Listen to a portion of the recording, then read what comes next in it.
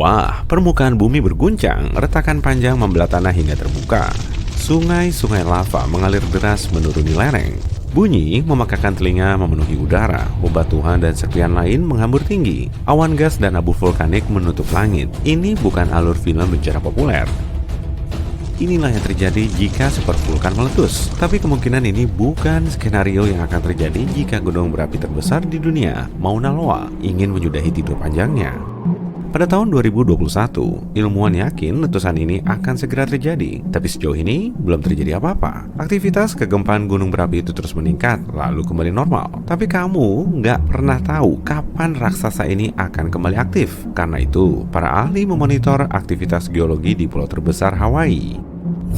Pulau besar Hawaii tersusun atas 5 gunung berapi, termasuk yang paling aktif di planet ini, Kilauea. Dan yang terbesar, Mauna Loa. Objek raksasa ini meliputi hampir setengah daratan pulau itu. Dan jumlah lava yang dikeluarkan Kilauea dalam sehari bisa dimuntahkan Mauna Loa dalam 20 menit. Itulah yang terjadi pada 1984.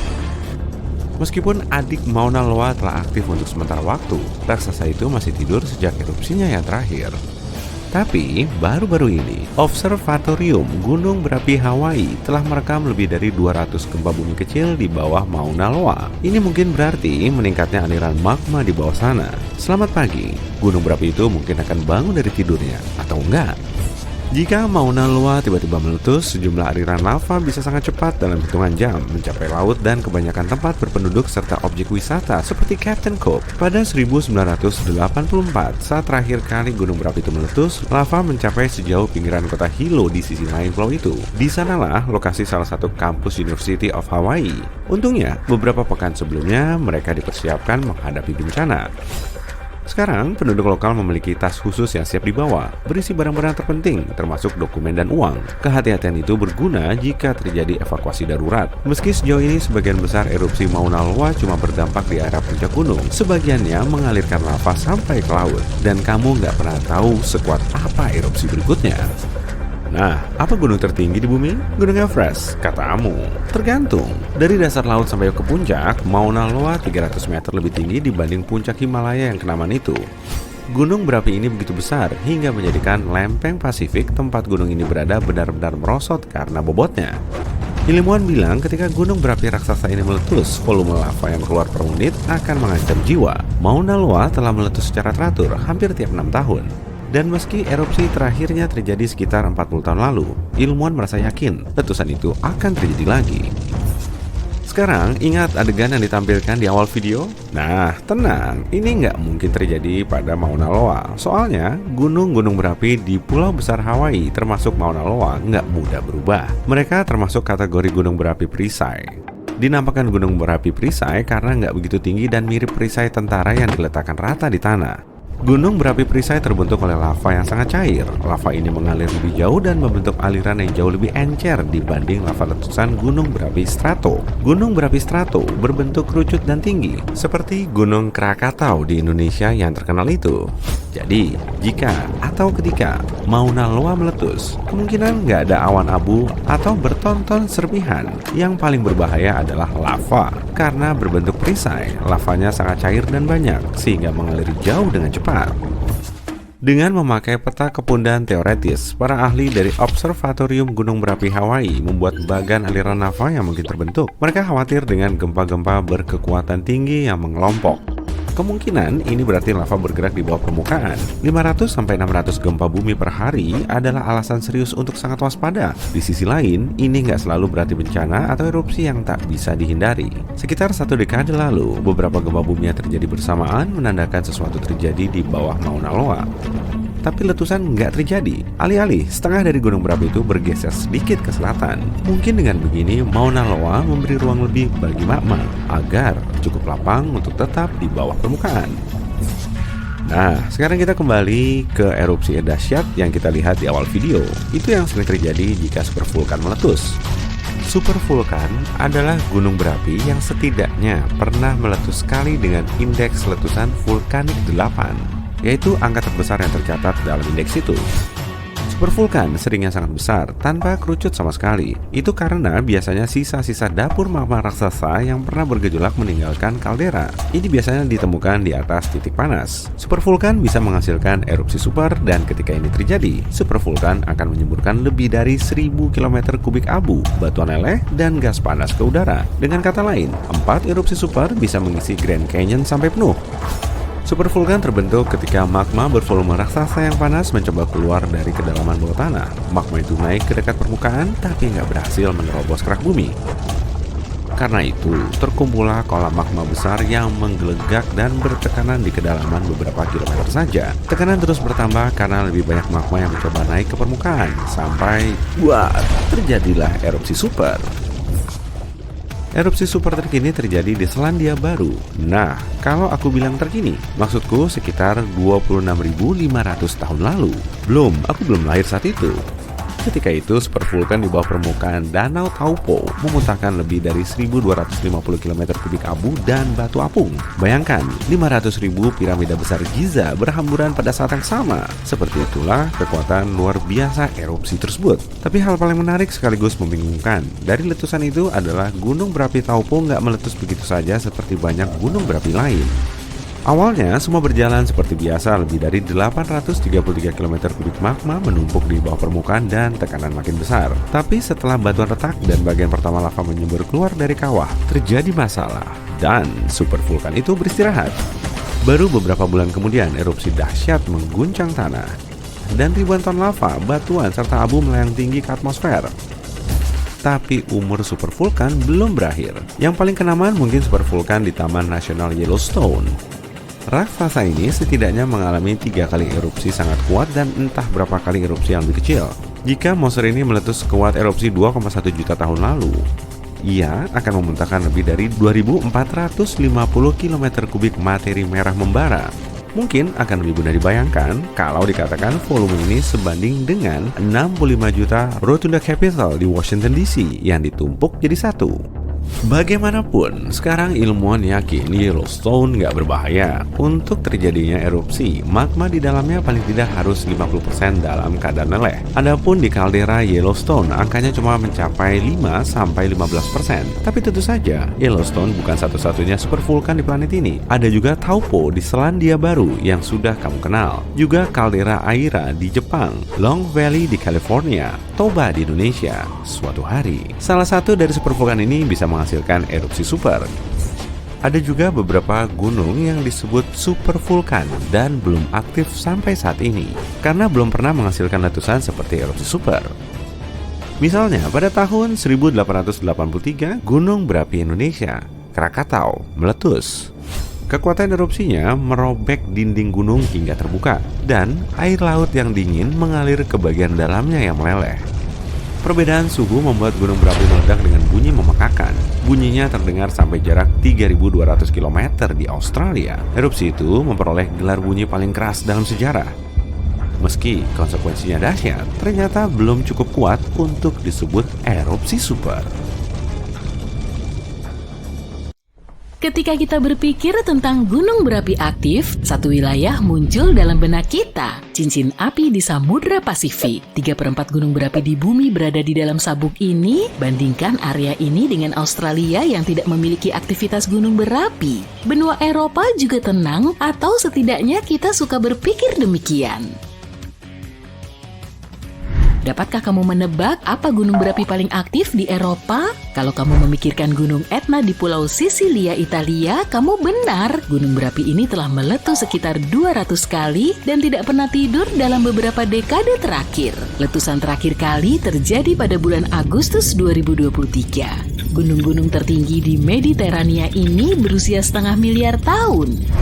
Namun di Islandia, ada gunung berapi yang jauh lebih muda. Gunung ini mulai beraksi pada tanggal 10 Juli 2023. Sore harinya, 3 celah muncul di tanah di semenanjung di barat daya pulau. Ini berada di dasar sebuah puncak gunung kecil, namanya berarti domba jantan kecil dalam bahasa lokal. Gunung berapi ini memuntahkan lava cair ke udara dan ada gumpalan gas di daerah tersebut. Tapi komunitas ilmiah tidak terkejut dengan peristiwa itu. Mereka sudah tahu banyak tentang hal di daerah vulkanik yang membentang antara kota-kota Reykjavik dan Keflavik. Namanya sulit diucapkan ya, kayak nggak ada huruf vokalnya gitu.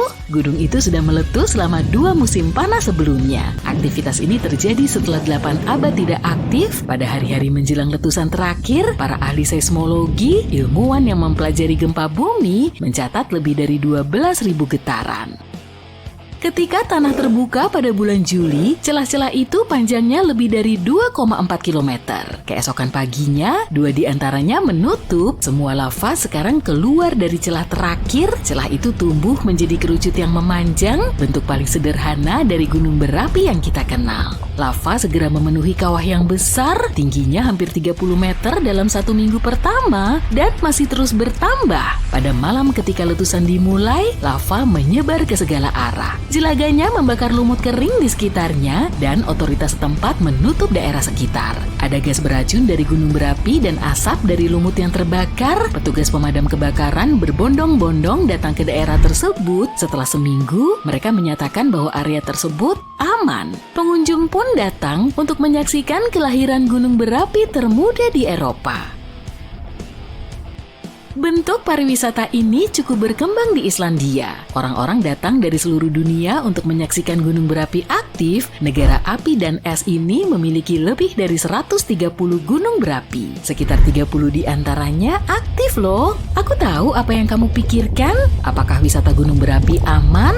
Di Islandia aman, pihak berwenang negara ini meneliti dan terus memantau semua titik api. Pulau ini dipenuhi dengan beberapa lusin stasiun seismik dan ini membantu para peneliti memprediksi letusan di masa depan secara akurat. Layanan darurat sudah terbiasa dengan peristiwa semacam ini, mereka dapat dengan cepat menutup zona bahaya. Inilah yang terjadi pada tahun 2010. Sebuah gunung berapi di selatan Islandia yang namanya sulit diucapkan oleh semua orang meletus. Gunung ini memuntahkan gumpalan uap dan abu setinggi 11 km, bukan waktu yang menyenangkan untuk menjadi pelancong udara. Angin membawa gumpalan uap besar itu ke arah tenggara menuju Eropa Utara. Banyak negara menutup wilayah udara mereka selama beberapa hari untuk alasan keamanan. Gunung berapi itu meletus pada bulan Maret, tapi bumi sudah berguncang sejak Januari di tahun yang sama. Jadi ahli seismologi tahu bahwa letusan akan segera terjadi. Karena termasuk gunung berapi termuda di benua ini, infrastruktur wisata sudah ada di sana. Pengunjung dapat meninggalkan mobil mereka di tempat parkir yang telah ditentukan, kemudian mereka melanjutkan perjalanan selama 5 jam. Perjalanan mengarah ke dek pengamatan, wisatawan berada sangat dekat dengan pusat gempa sehingga mereka dapat merasakan kabut panas dari kawah. Pemandangan ini paling mengesankan pada malam hari, keselamatan tidak pernah menjadi masalah. Para ilmuwan secara teratur memetakan peta bahaya yang menguraikan batas-batas ladang lava. Dengan cara ini pengunjung yang mematuhi aturan tidak akan pernah berada dalam bahaya. Lebih dari seminggu setelah letusan dimulai, sebagian kawah runtuh, lahar mengalir menuruni bukit ke arah barat gunung berapi. Sungai yang megah dan panas membara ini adalah lava yang bergerak lambat. Para ilmuwan mengkategorikannya sebagai tipe AA, istilah dari Hawaii. Istilah ini menggambarkan lava basaltik yang memiliki permukaan kasar dan rapuh. Alirannya terdiri dari pecahan blok lava yang disebut klinker. Klinker berjatuhan saat lava mengalir dan memperlihatkan area yang panas. Bagian lava yang lebih dingin berwarna abu-abu dan hitam. Ketika bergerak maju, lava ini menghasilkan suara yang khas seperti pecahan kaca.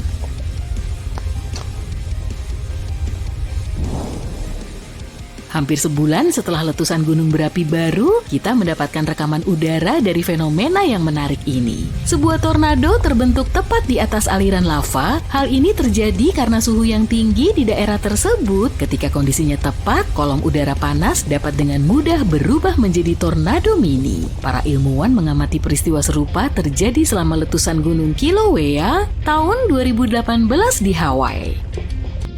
Ladang lava di pulau terbesar kedua di Eropa menceritakan kisah penciptaan Islandia. Pulau ini berada di atas tempat pertemuan lempeng Amerika Utara dan Eurasia.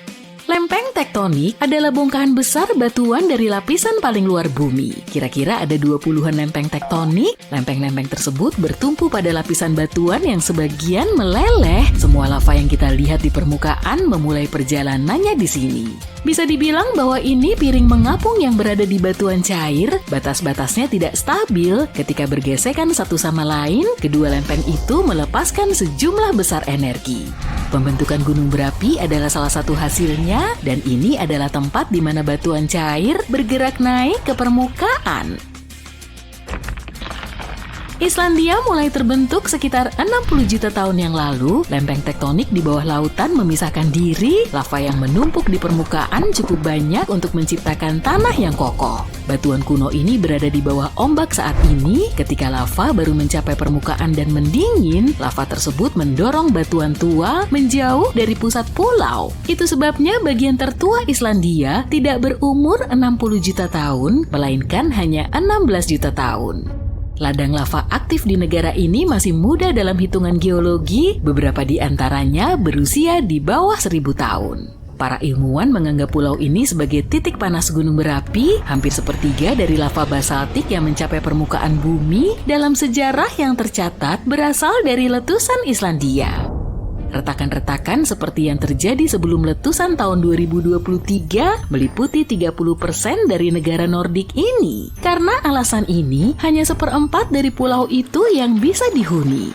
Viking Norse adalah orang pertama yang menetap di Islandia pada awal abad ke-10. Alam memberikan sambutan yang meriah kepada mereka. Hanya beberapa tahun setelah kedatangan mereka, orang-orang ini menyaksikan salah satu letusan gunung berapi terbesar dalam sejarah. Bangsa Viking datang dari wilayah tanpa gunung berapi, jadi mereka tidak tahu apa yang terjadi. Saat ini orang Islandia sudah terbiasa dengan peristiwa seperti itu. Ini bagus karena tanah mereka memasuki era baru aktivitas vulkanik. Para ahli vulkanologi menduga bahwa kejadian baru-baru ini merupakan pengantar untuk letusan yang lebih sering terjadi selama beberapa dekade. Semenanjung yang menjadi rumah bagi gunung berapi termuda di bumi hanya berjarak 11 km dari barat daya ibu kota Islandia. Gunung ini sudah tidak aktif sejak lama. Letusan yang terjadi saat ini menjadi pengingat bahwa proses alam yang menciptakan Islandia masih berlangsung. Baru-baru ini para ilmuwan menemukan bahwa ada hubungan historis antara letusan gunung berapi di utara Eropa dan gletser. Planet kita telah mengalami setidaknya 5 zaman es. Ini adalah periode yang sangat panjang ketika suhu rata-rata di bumi menurun. Hasilnya adalah meluasnya lapisan es di seluruh Eropa Utara dan Amerika Utara. Zaman es terakhir berakhir sekitar 10.000 tahun yang lalu. Para peneliti masih mencoba untuk memahami sepenuhnya bagaimana periode glasial ini memengaruhi aktivitas vulkanik. Mereka menduga bahwa berat semua es itu mengganggu aliran magma di bawah tanah. Ketika gletser mencair, tekanannya terangkat. Ini membuat lava lebih mudah mengalir ke atas permukaan dan meledak.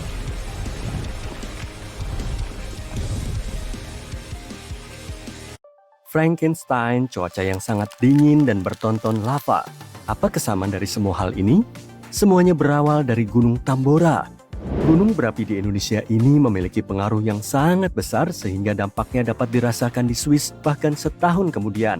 Dan jaraknya terpisah ribuan kilometer. Tidak lama lagi, kita mungkin akan menghadapi hal yang serupa lagi. Tetaplah di sini karena aku akan mengungkapkan tempat yang tepat di mana letusan berikutnya diperkirakan akan terjadi pada tahun 2025.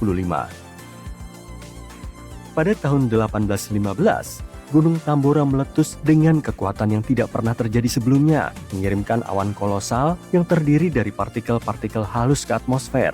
Awan ini memantulkan sinar matahari yang menyebabkan pendinginan global dan bahkan tahun tanpa musim panas pada tahun 1816. Suhu udara menurun drastis, panen gagal, dan keluarga-keluarga di seluruh dunia mengalami kekurangan pangan yang diperparah dengan berbagai masalah kesehatan. Fakta menarik, Frankenstein muncul karena cuaca yang sangat dingin pada musim panas tahun 1816. Penulisnya terjebak di dalam ruangan di Swiss dan menulis cerita ini untuk menghabiskan waktu. Namun itulah satu-satunya dampak positifnya. Di Inggris dan Irlandia, orang-orang kesulitan mencari makanan. Hasil panen sangat buruk tahun itu. Dan tahun tanpa musim panas ini menelan banyak korban jiwa. Semua karena letusan gunung berapi di Indonesia. Meskipun banyak gunung berapi lain yang meletus sejak saat itu, tidak ada yang memiliki konsekuensi sedramatis Tambora. Namun Profesor Iklim Markus Stoffel dari University of Geneva percaya bahwa potensi letusan serius bukan hanya masalah keberuntungan. Ini hanya masalah waktu. Jadi semua tergantung pada kita. Kita bisa duduk santai dan menunggu hal yang tak terelakkan, atau kita bisa mulai bersiap-siap dari sekarang. Letusan di masa depan ini akan terjadi di dunia yang sangat berbeda dengan dunia pada tahun 1815. Tidak hanya planet kita yang kini lebih padat penduduknya, tapi kita juga telah mengalami perubahan tak terelakkan yang memengaruhi kehidupan sehari-hari. Nah, jika kamu berpikir bahwa gunung berapi selalu menjadi sosok yang jahat, pikirkan lagi, gunung berapi sebenarnya memainkan peran penting dalam membentuk planet kita. Gunung berapi membantu pembentukan daratan, pengembangan atmosfer, dan modulasi iklim. Lihat saja Yellowstone misalnya. Ketika lava tebal merembes ke permukaan, lava tersebut menyebar ke seluruh lanskap dan mengubah area tersebut selamanya. Ketika meletus, gunung berapi melepaskan campuran lava, abu dan gas, termasuk karbon dioksida. Tapi jangan khawatir, dibandingkan dengan emisi dari bahan bakar fosil, jumlah yang dihasilkan gunung berapi sangat kecil. Yang benar-benar diawasi oleh para ilmuwan adalah sulfur dioksida, karena dapat berdampak besar pada iklim kita. Ketika letusan gunung berapi besar terjadi, letusan tersebut dapat mengirim sulfur dioksida melambung tinggi ke stratosfer yang berada sekitar 11 km di atmosfer. Sesampainya di sana, ia berubah menjadi partikel aerosol kecil yang menyebarkan sinar matahari, membantu mendinginkan planet ini. Namun efek pendinginan ini tidak langsung terjadi. Partikel-partikel tersebut dapat bertahan selama beberapa tahun dan bahkan beredar ke seluruh dunia. Saat ini kita punya peralatan khusus untuk memantau emisi sulfur dioksida dari luar angkasa. Contohnya Gunung Pinatubo di Filipina saat meletus pada tahun 1991. Gunung ini melepaskan sekitar 15 juta ton sulfur dioksida. Meskipun jumlah tersebut cukup besar, letusannya tidak sebesar letusan Tambora. Namun Pinatubo berhasil menurunkan suhu global sekitar 0,5 derajat Celcius selama beberapa tahun. Tambora di sisi lain menurunkan suhu global rata-rata sekitar minus 17 derajat Celcius. Aku tahu apa yang mungkin kamu pikirkan, itu nggak banyak, tapi percayalah, itu membuat perbedaan. Jika planet ini menghangat sekitar 17 derajat Celcius saja, hal ini akan mengacaukan permukaan air laut. Para ahli memperkirakan bahwa kita akan melihat kenaikan hingga 20 cm pada akhir abad ini. Hal ini dapat memusnahkan banyak lahan pertanian dan habitat pesisir yang akan menjadi pukulan besar bagi banyak komunitas. Jadi mungkinkah letusan gunung berapi yang dapat mendinginkan planet ini seperti mekanisme alami yang membantu kita? Tidak juga. Meskipun mendinginkan planet, jangan tertipu dengan berpikir bahwa ini adalah jenis kesejukan yang dibutuhkan planet kita. Pergeseran suhu seperti itu bisa sangat mengacaukan tanaman, seperti yang terjadi pada tahun 1816. Ada juga bukti bahwa letusan besar dapat mengganggu pola curah hujan yang menyebabkan kondisi yang lebih kering di wilayah monsun di Afrika dan Asia. Musim panas bergantung pada perbedaan suhu antara daratan dan lautan yang dapat diubah oleh aktivitas gunung berapi. Menariknya, iklim yang lebih hangat dapat meningkatkan efek pendinginan letusan gunung berapi. Para ahli menjelaskan bahwa pembentukan dan pergerakan partikel aerosol bergantung pada kondisi iklim. Ketika suhu global meningkat, sirkulasi udara yang lebih cepat dapat menghasilkan partikel aerosol yang lebih kecil, yang lebih efektif dalam menghamburkan sinar matahari dan dengan demikian mengintensifkan efek pendinginan. Lautan juga berkontribusi terhadap dinamika ini. Permukaan laut yang menghangat menciptakan lapisan bertingkat sehingga menghambat pencampuran air hangat dan dingin, yang dapat berarti bahwa letusan gunung berapi khususnya mendinginkan lapisan laut bagian atas dan atmosfer di atasnya, menurut Stoffel. Selain itu, perubahan iklim dapat mempengaruhi sistem gunung berapi secara langsung. Mencairnya es dapat memicu lebih banyak letusan dengan mengurangi tekanan yang memungkinkan magma naik lebih mudah. Selain itu, peningkatan curah hujan yang terkait dengan perubahan iklim dapat meresap ke dalam tanah dan berinteraksi dengan magma yang berpotensi memicu letusan. Meskipun prospek periode pendinginan akibat letusan gunung berapi mungkin terlihat menguntungkan di tengah perubahan iklim, para ilmuwan memperingatkan bahwa efeknya bisa mengerikan. Konsekuensinya langsung bisa sangat parah, terutama bagi sekitar 800 juta orang yang tinggal di dekat gunung berapi aktif. Letusan besar dapat menghancurkan seluruh kota. Misalnya Campi Flegrei yang terletak di dekat Naples, Italia, menunjukkan tanda-tanda peningkatan aktivitas dan mengancam kehidupan sekitar 1 juta orang. Nah, jika kamu berasal dari Oregon, berhati-hatilah karena para ahli mengatakan bahwa negara bagian ini mungkin akan mengalami letusan gunung berapi. Apa kamu takut? Jangan takut. Sebenarnya tidak seseram kelihatannya. Biar kujelaskan alasannya, ada lebih dari 80 gunung berapi di Oregon. Tapi kita tidak tertarik dengan satu pun dari itu karena ini adalah gunung berapi bawah laut yang kemungkinan besar akan meletus pada tahun 2025. Axial Seamount adalah gunung berapi paling aktif di barat Laut Pasifik. Namun sebagian besar tidak diketahui oleh publik karena lokasinya yang berjarak sekitar 480 km di lepas pantai dan hampir 1,6 km di bawah permukaan laut. Meskipun letusan yang akan datang diperkirakan tidak akan menimbulkan ancaman tsunami atau gempa bumi yang signifikan di daratan karena kedalaman dan jaraknya dari patahan Cascadia. Data yang dikumpulkan dari mempelajari letusannya dapat meningkatkan pemantauan kita terhadap gunung berapi yang berpotensi lebih berbahaya. Mari kita sebut saja letusan yang bersahabat, oke? Pada kenyataannya, memprediksi letusan adalah upaya yang rumit. Kita sering menjumpai berita utama yang mengkhawatirkan seperti Yellowstone akan meletus. Haruskah kita menanggapi klaim ini dengan serius? Tidak juga. Ya, Yellowstone berada di puncak gunung berapi aktif yang telah mengalami 3 letusan eksplosif besar dalam 2,1 juta tahun terakhir. Letusan terakhir terjadi sekitar 70.000 tahun yang lalu, dengan ledakan yang paling signifikan terjadi sekitar 631.000 tahun yang lalu, membentuk kaldera Yellowstone yang sangat besar. Tentu saja banyak orang yang penasaran apakah Yellowstone akan meletus lagi dan kapan hal itu akan terjadi. Untungnya para ilmuwan menggunakan teknik baru untuk menyelidiki pertanyaan-pertanyaan ini. Sebuah penelitian terbaru menunjukkan bahwa Yellowstone tidak mungkin mengalami letusan besar dalam waktu dekat. Alasannya adalah karena magma di bawah taman ini terbagi dalam jaringan ruang-ruang yang terpisah. Meskipun masih terdapat sejumlah besar magma, namun tidak cukup saling berhubungan untuk mendukung letusan. Penelitian sebelumnya mengusulkan adanya lapisan magma masif di bawah Yellowstone, tapi temuan terbaru ini menantang gagasan tersebut. Untuk mendapatkan pemahaman yang lebih jelas tentang dinamika bawah tanah, para peneliti menggunakan teknik yang disebut magnetotellurics, yang menggunakan medan elektromagnetik alami bumi daripada gelombang seismik. Karena magma adalah konduktor listrik yang baik, metode ini sangat efektif untuk memetakan batuan cair dan memahami aktivitas bawah tanah di daerah vulkanik yang aktif. Dengan menggunakan magnetotellurics, para ilmuwan membuat peta terperinci dari magma di bawah Yellowstone, sehingga mereka dapat membuat prediksi yang lebih tepat tentang letusan di masa depan. Namun bagaimana jadinya jika letusan yang mirip dengan Gunung Tambora terjadi?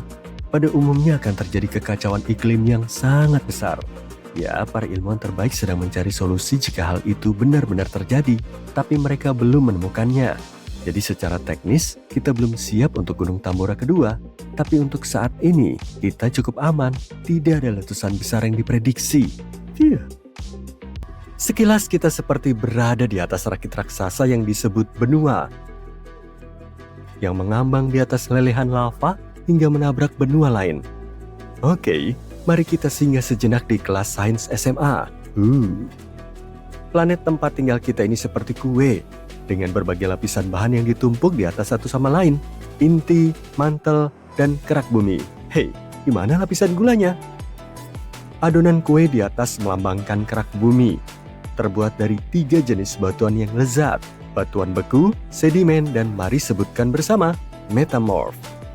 Batuan ini terbentuk dengan cara yang berbeda, seperti dari lava yang dipadatkan atau dari endapan partikel dan mineral. Kerak bumi adalah tempat kita berpijak, rumah bagi benua, samudera, dan semua yang kita lihat di sekitar kita. Kemudian kita punya mantel, bukan pemain bisbol itu ya, tapi lapisan yang berada tepat di bawah kerak. Banyak orang mungkin mengira mantel hanyalah lava, tapi sebenarnya tidak seperti itu. Sama seperti caramu mencampur berbagai bahan dalam adonan kue, mantel terdiri dari berbagai jenis batuan yang terus bergerak dan bergeser. Dan akhirnya, kita sampai pada bagian termanis dari kue ini, yaitu bagian tengahnya, atau dalam kasus bumi, intinya. Inti memiliki dua bagian, inti luar dan inti dalam. Inti luar terbuat dari batuan cair dan logam yang panas. Bahkan lebih panas dari permukaan matahari. Inti bagian dalam padat, meskipun suhu di sana sangat tinggi. Inti dalam tidak berubah menjadi cair karena tekanan di bawah sana sangat kuat. Saat melihat semua ini, kamu bisa dengan mudah berpikir bahwa di bawah kita ada lava dan bebatuan panas yang tak berujung. Jadi, bagaimana lempeng tektonik bisa bergerak? Benua-benua tidak mengapung di atas lautan batuan cair. Kerak samudera dan benua benar-benar berada di atas mantel. Memang, ada lapisan batuan cair di planet kita, inti luar, sekitar 2.800 km di bawah permukaan. Tapi lapisan ini dipisahkan dari permukaan oleh mantel yang tebal dan padat. Jadi lempeng tektonik bumi bergerak karena berada di atas lapisan batuan yang tebal, yaitu mantel atas. Pada dasarnya, batuan ini berada di bawah tekanan dan panas yang luar biasa yang membuatnya mengalir dalam gerakan lambat dari waktu ke waktu. Anggap saja seperti madu atau sirup yang kamu tuangkan di atas lapisan kuemu. Saat kamu menggerakkan loyang, madu atau sirup juga akan bergerak dan mengalir.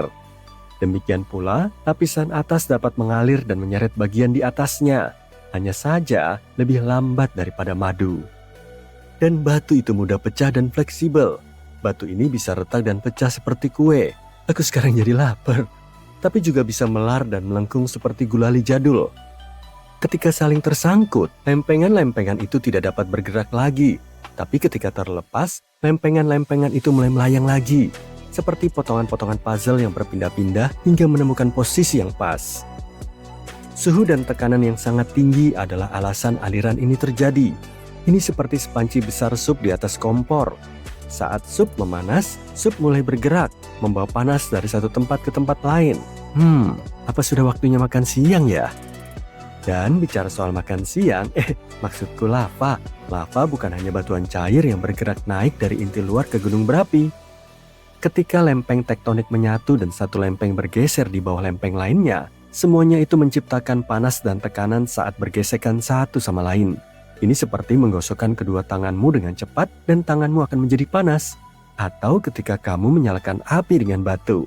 Dan ketika batu yang meleleh atau magma naik ke permukaan, itu bisa menciptakan gunung berapi. Dahulu kala daratan bumi tidak terbagi menjadi benua-benua seperti saat ini. Sebaliknya ada satu daratan raksasa yang dikenal sebagai Pangea, yang berarti seluruh bumi dalam bahasa Yunani.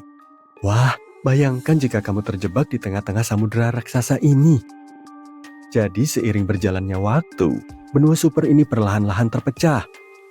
Bagian-bagiannya menjauh satu sama lain dan membentuk daratan yang terpisah yang kita sebut sebagai benua. Gagasan ini pertama kali muncul pada abad ke-16 ketika seorang kartografer menyadari bahwa garis pantai Afrika, Amerika, dan Eropa tampak seperti disatukan layaknya potongan puzzle. Belakangan para peneliti menyadari bahwa komposisi batuan di garis pantainya mirip, yang berarti mereka dulunya merupakan bagian dari satu masa raksasa dan mereka menyebutnya sebagai teori pergeseran benua. Pada awalnya, orang-orang cukup skeptis dengan gagasan itu karena mereka tidak tahu bagaimana daratan yang begitu besar bisa berpindah-pindah. Sekarang kita semua bisa menjelaskan bagian itu, bukan? Jadi kerak bumi terbagi menjadi beberapa lempeng besar dan beberapa lempeng kecil. Semuanya masih bergerak, meskipun dalam gerakan lambat. Kita tidak dapat merasakannya, dan kita tidak akan melihat perubahan tertentu selama masa hidup kita. Ini adalah proses yang berlangsung selama ratusan juta tahun.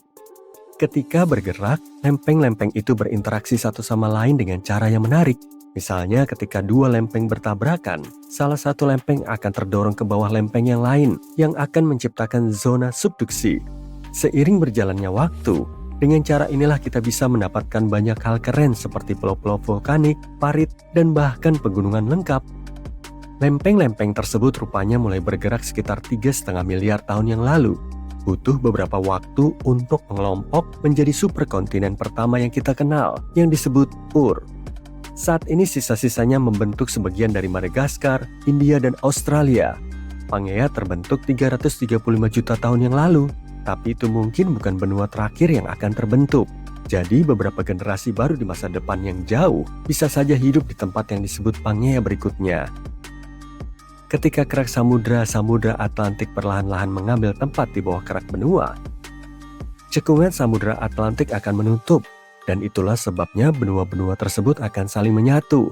Itu berarti benua Amerika akan bertemu dengan Afrika, dan Eurasia akan terbalik. Jadi manusia mungkin akan hidup di sebuah daratan raksasa berbentuk cincin, mengelilingi lautan bagian dalam, atau setidaknya yang tersisa. Atau mungkin benua-benua akan mengambil arah lain dan membentuk teka-teki yang berbeda yang disebut Amasya. Dalam skenario ini, benua Amerika akan bergerak ke arah barat, menyatu dengan Australia dan berputar ke Siberia.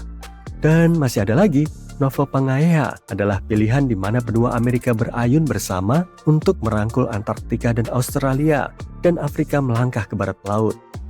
Pada dasarnya, semua benua di sini berkumpul membentuk daratan raksasa yang membentang dari satu kutub ke kutub lainnya. Siap untuk satu info lagi? Nah, ayo! Proyeksi terbaru yang disebut Auriga memberikan gambaran yang mirip dengan Nova Pangaea. Hanya saja, semua benua di sini bersatu menjadi satu daratan raksasa yang mengelompok di sekitar Khatulistiwa. Mungkin ini akan menjadi tempat favoritku untuk tinggal, dengan cuaca yang cerah dan pantai sepanjang waktu. Dan siapa yang tahu parit, gunung, pulau, dan keindahan geologi luar biasa seperti apa yang akan kita temukan di benua super raksasa ini. Pangaea pecah sekitar 175 juta tahun yang lalu.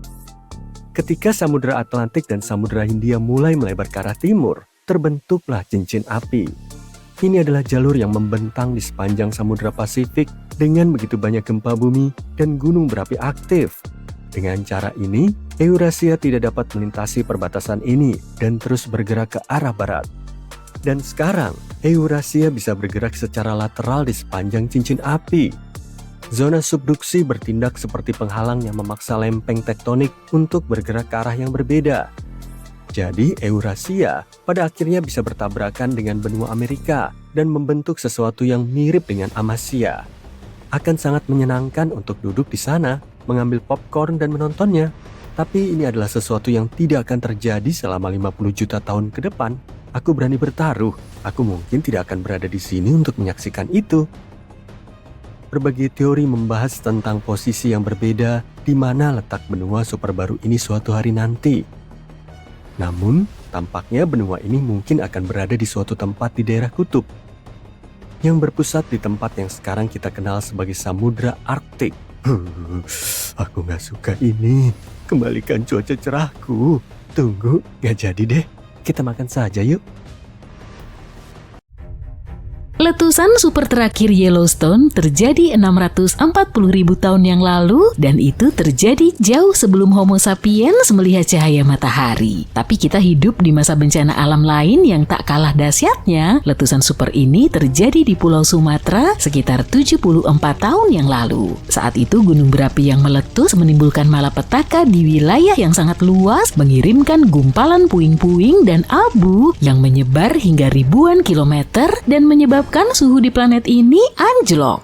Dampak dari letusan super ini terlihat hingga ke Afrika Selatan. Para ahli percaya letusan ini dapat berdampak pada manusia purba di sana. Pada saat gunung berapi meletus, nenek moyang kita sudah menggunakan peralatan batu dan kemungkinan besar sudah tahu cara membuat benang. Beberapa ahli bahkan berpendapat bahwa letusan super Toba begitu dahsyat sehingga bisa mendorong nenek moyang kita ke ambang kepunahan.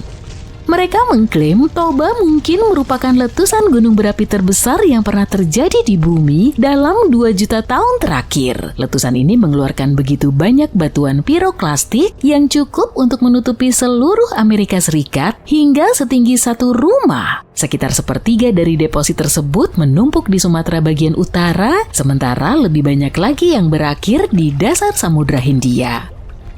Letusan super tersebut meninggalkan danau kawah berbentuk elips dengan panjang sekitar 96 km. Kaldera ini begitu besar sehingga sulit untuk merasakan bahwa kamu sedang berada di gunung berapi. Endapan batu apung dari letusan masih tersisa di dinding ngarai dan berada jauh di bawah tanah. Tidak banyak yang bisa diperdebatkan mengenai jumlah batu apung dan abu yang terlibat dalam bencana ini. Pada saat yang sama, para ahli tidak yakin berapa banyak belerang yang berakhir di atmosfer. Bahkan beberapa lapisan belerang di es di kutub bisa menjadi kandidat potensial, tapi sejauh ini para ilmuwan belum menemukan hubungan antara lapisan-lapisan tersebut dengan toba. Tapi, yuk kita kembali ke dampak dramatis dari letusan super yang terjadi pada manusia purba. Ternyata beberapa orang bukan hanya selamat, tapi bahkan berkembang setelah bencana alam ini, setidaknya dilihat dari artefak yang mereka buat selama dan setelah letusan. Bencana ini mungkin tidak menjadi ancaman serius bagi nenek moyang kita yang berlindung di sepanjang pantai. Bukti genetik mengisyaratkan bahwa manusia modern merupakan keturunan dari beberapa ribu orang yang berkelana keluar dari Afrika sekitar 60.000 tahun yang lalu. Kenapa hanya beberapa ribu? Menurut beberapa ahli, sisa nenek moyang kita yang lain bisa jadi telah lenyap akibat letusan toba.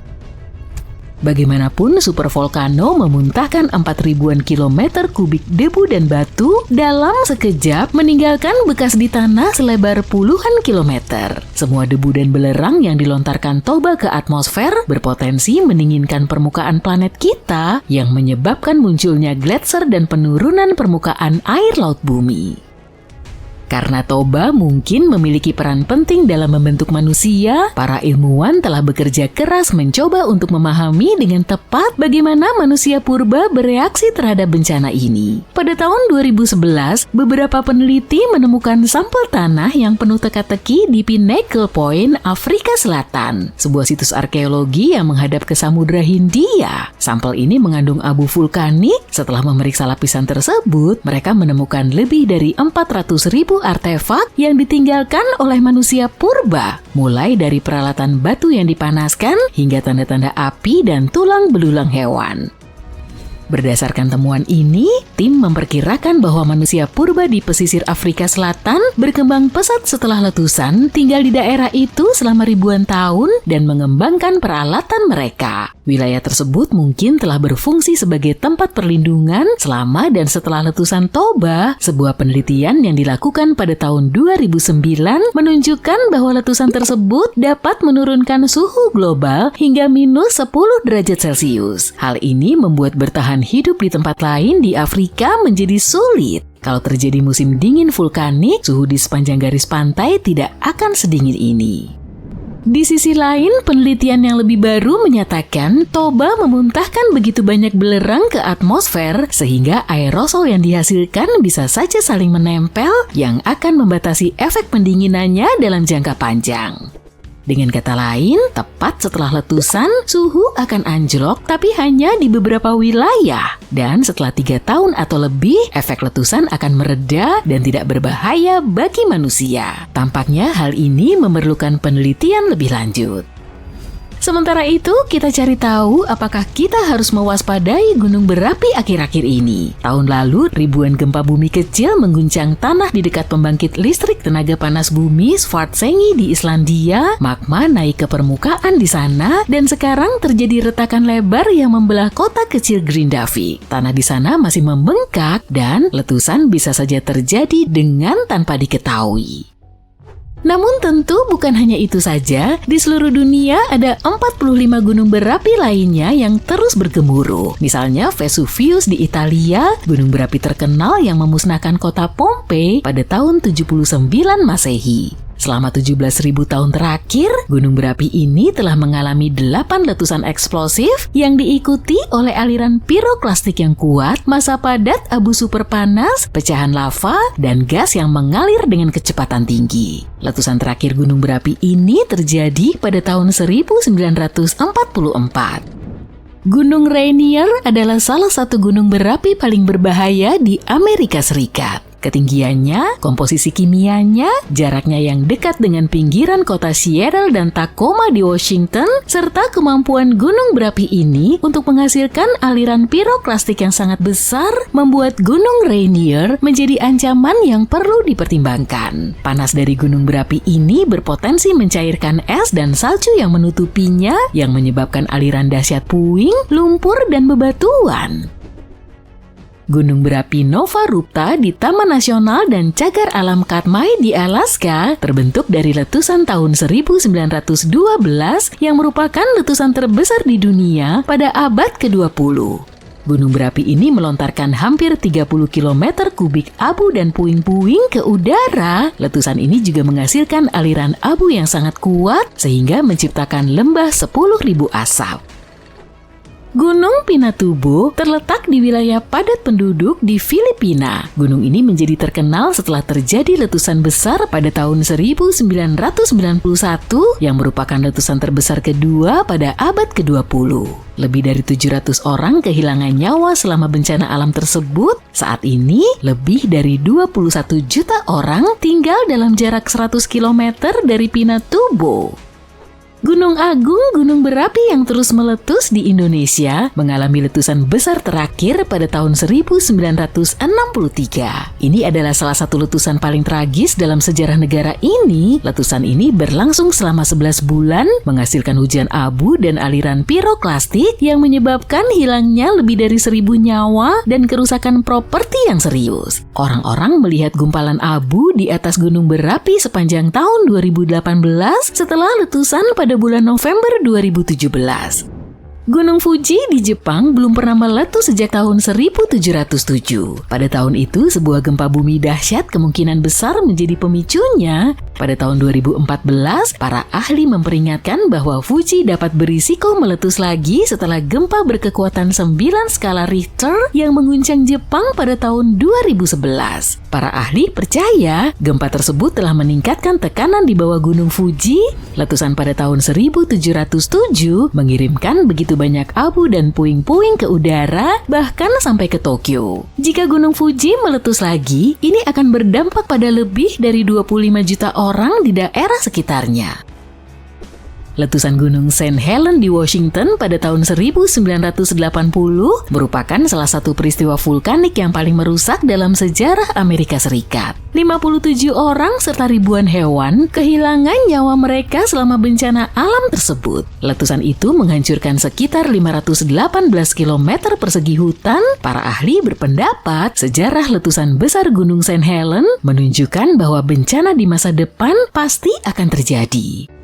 Letusan eksplosif berikutnya dapat mengirimkan abu dalam jumlah besar ke seluruh Pasifik Barat Laut. Tidak heran jika gunung berapi ini diawasi dengan ketat.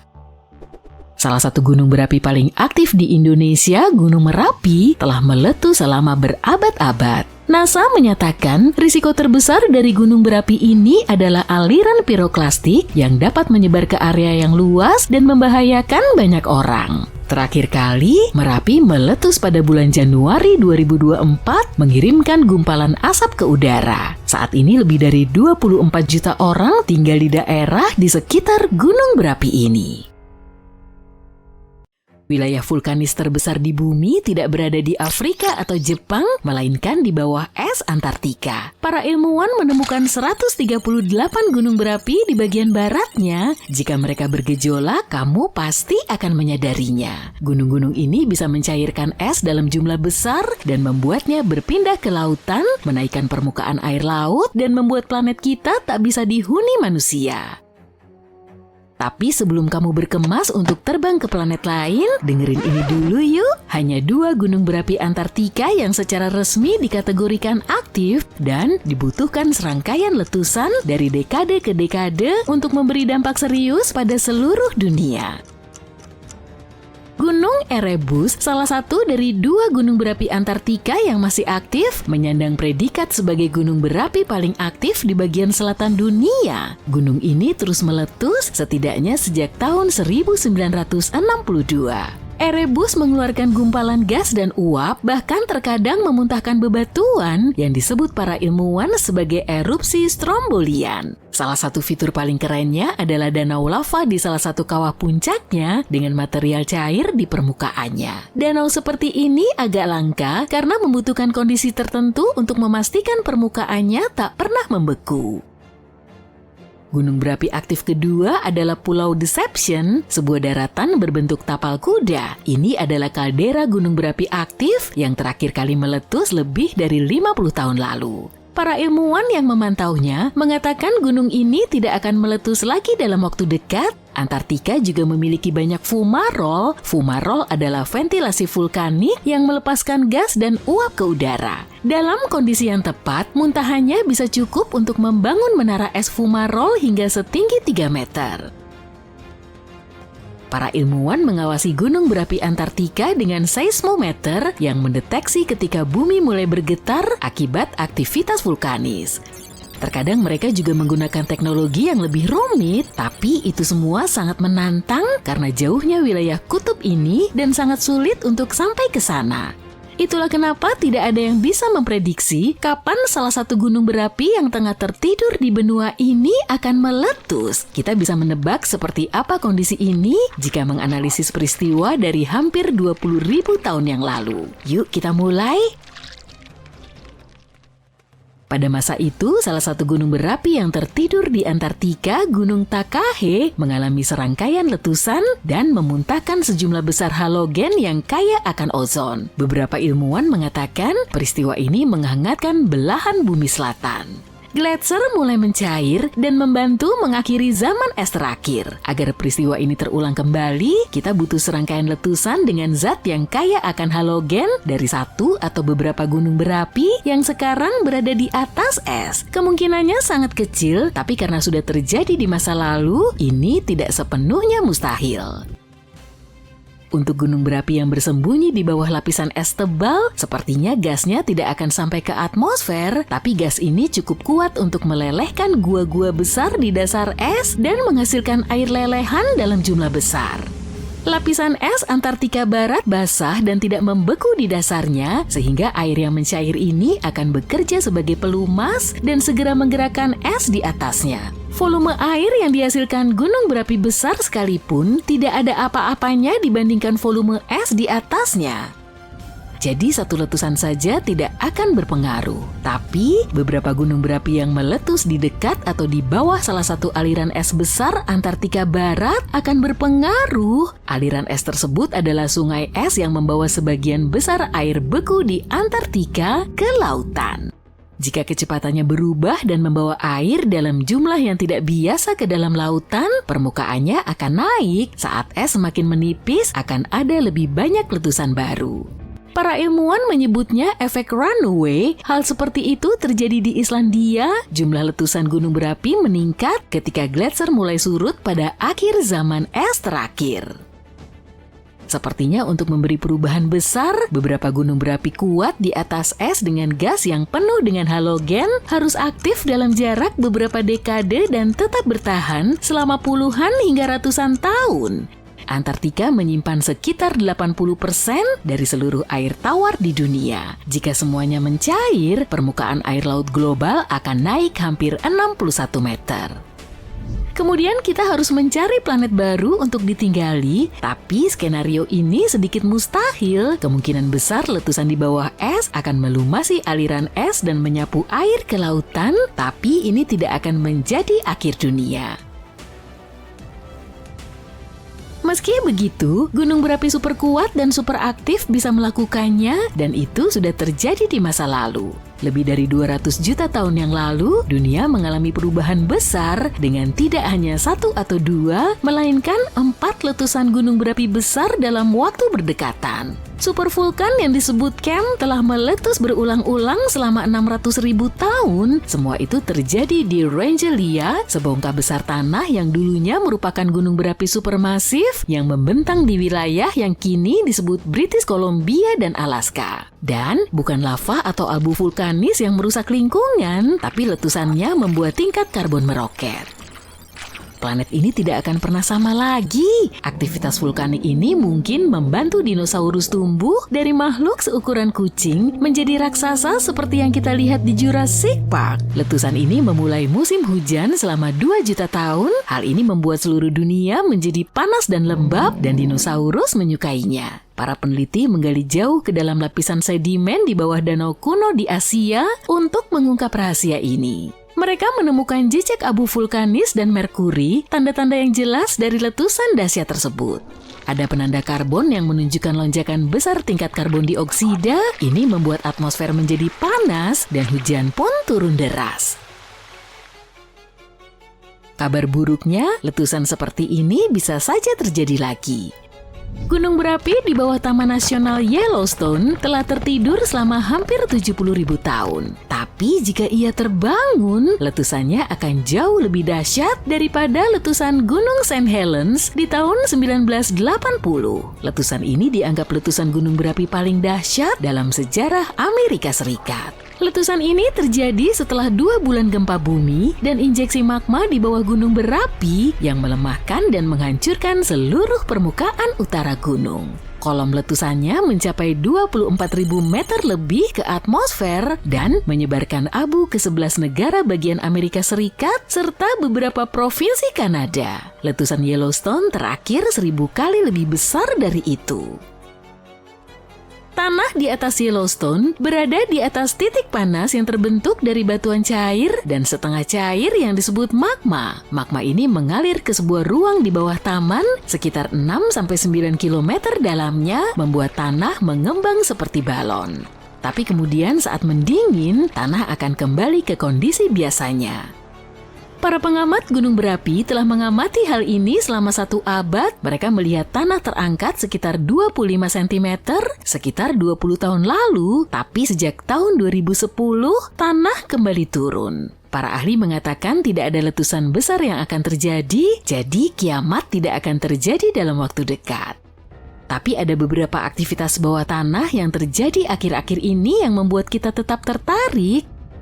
Karena manusia belum ada untuk menyaksikan setiap hal kecil yang dilakukan Yellowstone, agak sulit untuk mengatakan dengan pasti apa yang terjadi di bawah sana. Yellowstone telah mengalami beberapa letusan dahsyat dalam beberapa juta tahun terakhir. Letusan-letusan itu terjadi rutin dengan jarak 6 hingga 800 ribu tahun di antara letusan-letusan tersebut. Letusan besar terjadi sekitar 640.000 tahun lalu dan pada dasarnya membentuk kembali seluruh lanskap, menyebarkan abu dan puing-puing hingga ke Louisiana. Kamu masih bisa kok melihat sisa-sisa letusan besar terakhir di kaldera Yellowstone sekarang. Para ahli mengatakan letusan besar seperti yang terakhir kali kemungkinannya kecil untuk terjadi lagi. Kita lebih mungkin melihat erupsi uap dan air panas atau aliran lava. Kapan dan seperti apa kekuatan letusan yang akan terjadi masih menjadi misteri bagi ilmuwan.